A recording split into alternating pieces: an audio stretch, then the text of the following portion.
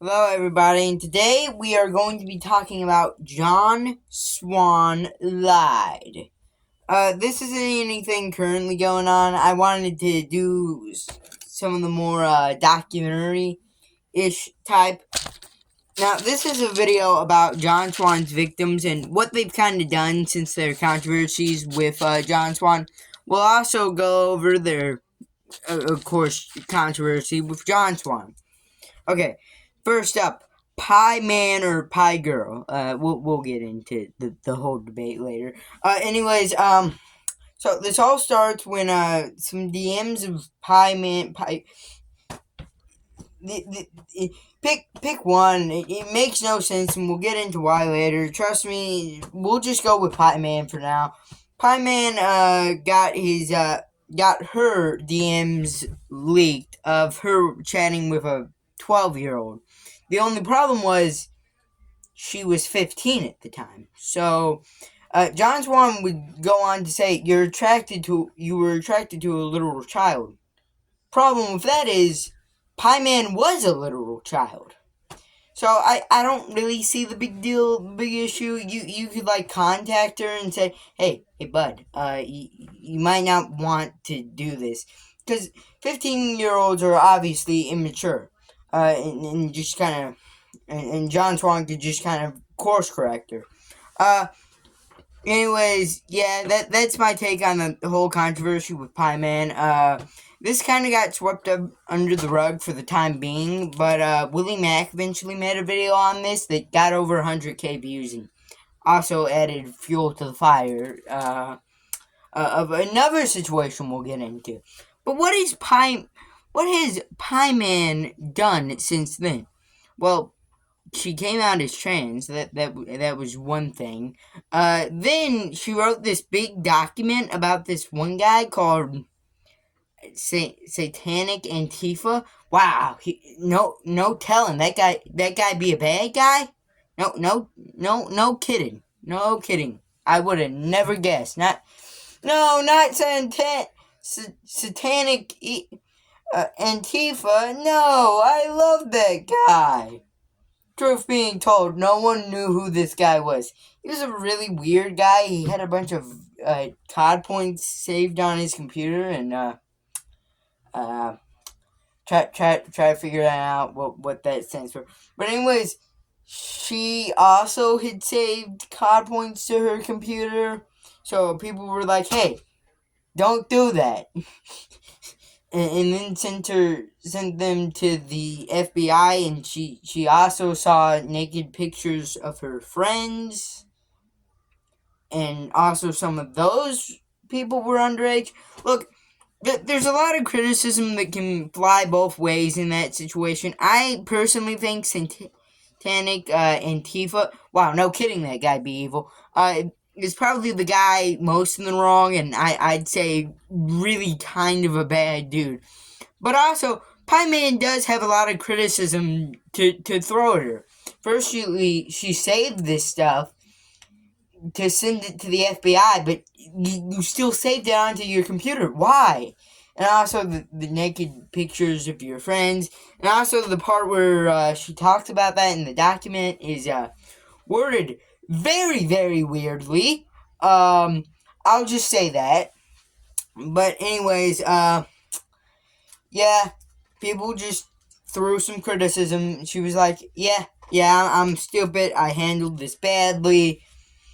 Anyways, the most recent development with her is well, people doxed her family and sent them a clip where Pie Man is doing blackface with a swastika on her shirt. She why would you even do that? You just made yourself completely unemployable. I don't think that should be how it works, but that is unfortunately how it works. You are completely unemployable. Next situation. This guy, dude, this one is a doozy and a half. This was the one that got John Swan canceled, thrown out of his community for a while. So, Dream made a Reddit post accusing John Swan of trolling this teenager named Harley TBS into thinking Dream was like saying the N-word, and like John Swan was behind this, and like was tricking Harley TBS. It was something weird like that. Anyways, John Swan said, "No, I did not do that." And then this went on for a year until Nicholas Diordo confronted John Swan in private about this, and John Swan said, "If you know, you know," which probably meant he did do it. And then everyone said, "You did it?" And then they were like, "Get out of my house. Front door, get out, drive yourself to a motel, get out. You suck." Yeah, he was pretty much in the wrong. But what's happened to Dream since this little incident? Well, he face revealed. Everyone called him ugly. He then hit his face again.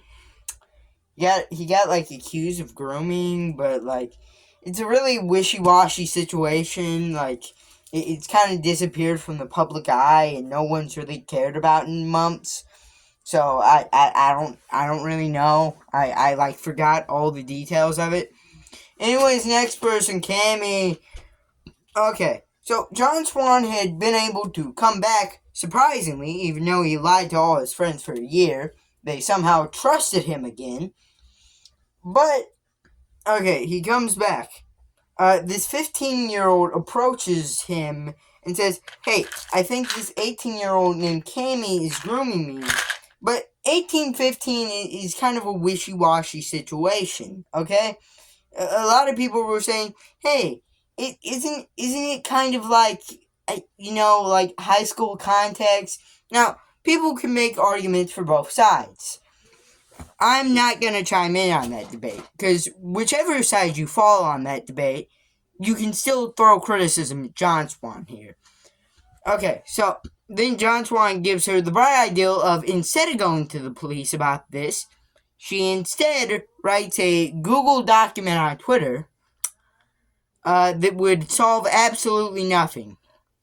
It would only solve to benefit John Swan because he doesn't like Cammy, and this would ruin Cammy's career. Why didn't you just tell her to go to her parents about this? Or better yet, go to the police. Okay, first bit of criticism thrown at John Swan. And also, he later claimed that he had no involvement in the document, but he actively rewrote paragraphs to make Cammy sound worse. Now, this is criticizable for multiple reasons. Why are you speaking for the victim here? Why are you actually, like, mixing her words up to make them sound worse? Just let the victim speak and let her, like, say her piece. Then Destiny finds out about this document, comes up with, like, high school context, and then John Swan calls in and says, "I had nothing to do with this. I don't know why my name's being brought up." And then everyone... And then Aiden Projects, like, pulls up an archive of who, like, edited the document and shows John Swan edited 2 paragraphs, completely changed, like, all the wording in the 2 paragraphs to make Cammy sound worse, and was basically speaking for the victim. But how did Cammy blow this all sky high and make everyone not feel bad for him in literally in literally a few weeks?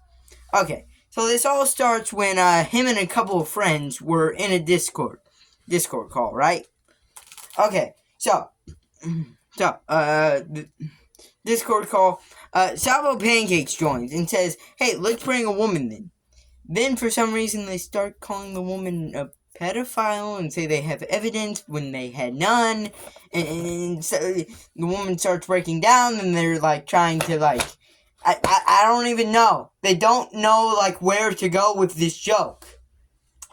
So, everyone then got mad at Cammy and was like, "What the heck? Weren't you just complaining about John Swan doing a similar thing to you?" And then, nowadays, Cammy has deleted every video on his channel, And as far as I can tell, all of his friends have abandoned him. Well, what have we learned through this video? Firstly, John Swan needs to focus on making content instead of focusing on Discord situations. Oh, he needs to stop lying, he needs to start telling the truth and more focusing on content. Okay, there's the first thing he needs to do. Second thing, somehow every one of his victims, they get accused of doing something bad by John Swan. It's false, but then they do something also bad. Why? Just take your W, then go on, make content, then get popular. Kind of ride this little wave of attention you're getting. Anyways, that's all I gotta say. Tell me if you like these more reflective videos instead of the videos on the real hot drama. I'm probably gonna make both, but tell me if I should focus on this style or not. And also, thanks for the support on the last 2 videos. They got like 6 and 7 views. They're doing pretty good. Anyways, bye.